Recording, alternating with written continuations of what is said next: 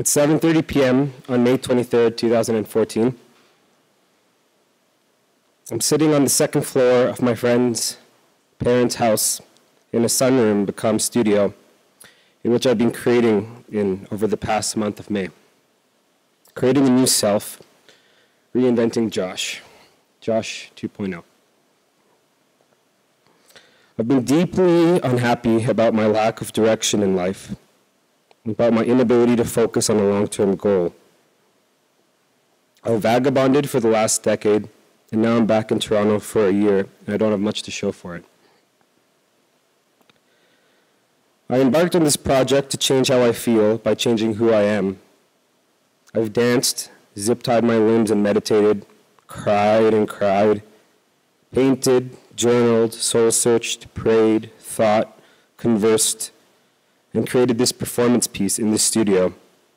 And now it's finally coming to fruition. I'm looking out onto the audience of about 20 familiar faces.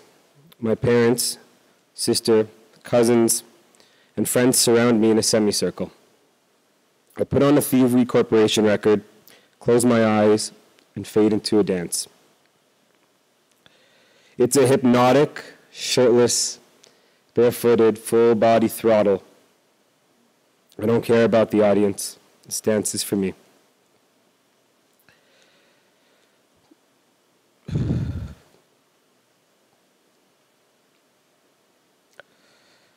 The record comes to a crackly end, and I'm left sitting cross-legged on a carpet in the center of the room. My heart is beating hard in my chest, and I listen to it with the stethoscope. After allowing my body to recalibrate and align with real time, I open my eyes, remove the medical gear, and take a seat on a stool against the wall facing the audience. I've been deeply unhappy about the lack of direction in my life. I've never been able to focus and fixate on a long-term goal. I'm sitting on the stool. I close my eyes again and extend my forearms towards the audience. I can feel their eyes on me, and it pushes me to keep going. My heart beats furiously. Just minutes from now, I'll see and hear and be their reaction. I wonder what they'll think, what they'll see when they look at me.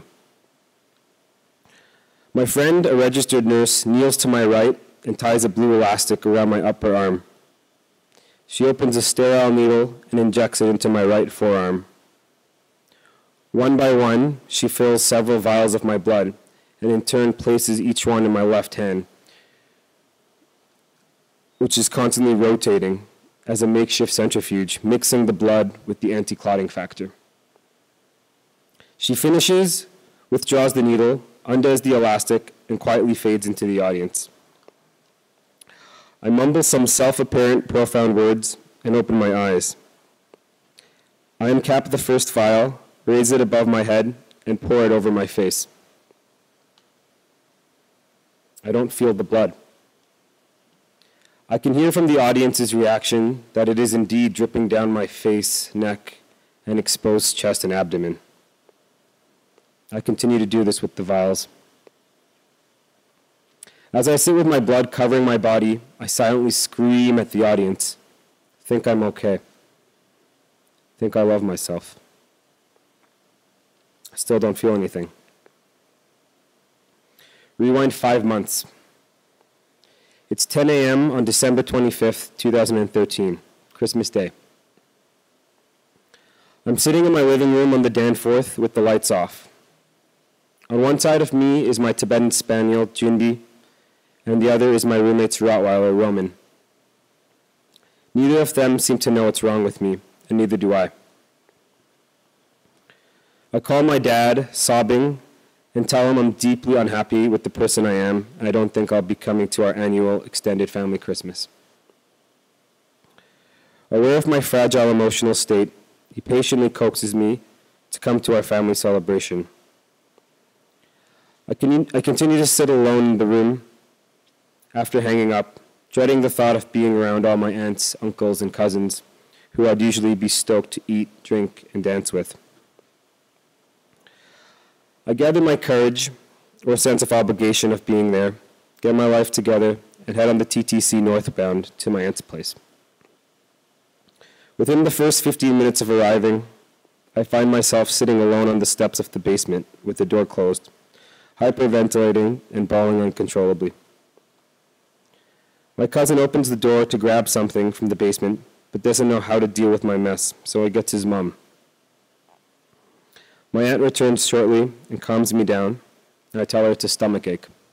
Although she knows I'm lying, she doesn't push it. I spend the rest of the day alone in the bedroom with my sister, a yoga teacher, leading me through breathing exercises.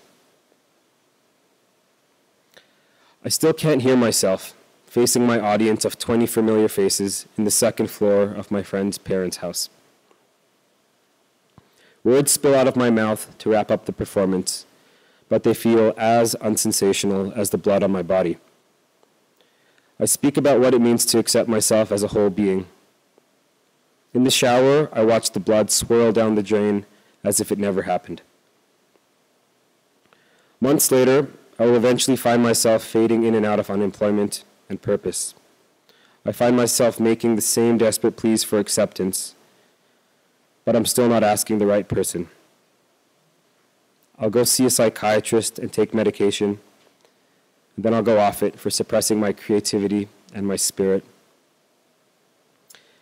It's only after a lot more confusion and further numbness that I'll turn around and ask myself to love me.